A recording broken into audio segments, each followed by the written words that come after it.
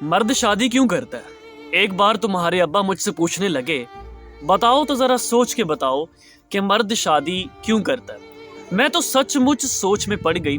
پھر بولی، مہینے بعد حساب کرو تو بیوی کا خرچہ 4 باہر والی عورتوں سے زیادہ ہوتا ہے، لیکن مرد پھر بھی شادی کرتا ہے۔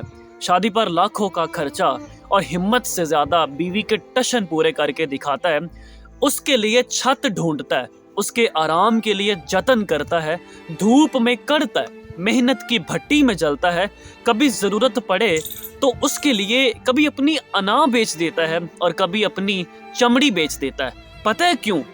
کیونکہ مرد کی یہ والی عادت خدا جیسی ہے۔ اب دیکھو نا، خدا کو کیا ضرورت تھی کہ خربوں انسان پیدا کرتا اور پھر بھی ان کے کھانے پینے رہنے کی چیزیں مہیا کرتا، لیکن شاید ضرورت تھی اسے، وہ چاہتا تھا کوئی مخلوق ایسی ہو جو عبادت کرے اس کی، جو سجدہ کرے اس کے نام پر، عقل ہو، دلیل ہو، جس کے اور پھر جتنی کوئی عبادت کرے گا اتنا ہی خیال رکھے گا، اور سب کچھ دے دینے کے بعد کہا کہ میں رحمان ہوں، میں رحیم ہوں، سب گناہ معاف کروں گا لیکن شرک کبھی نہیں معاف کروں گا۔ بس خدا نے اپنی یہی عادت مرد کے خون میں ڈال دی ہے۔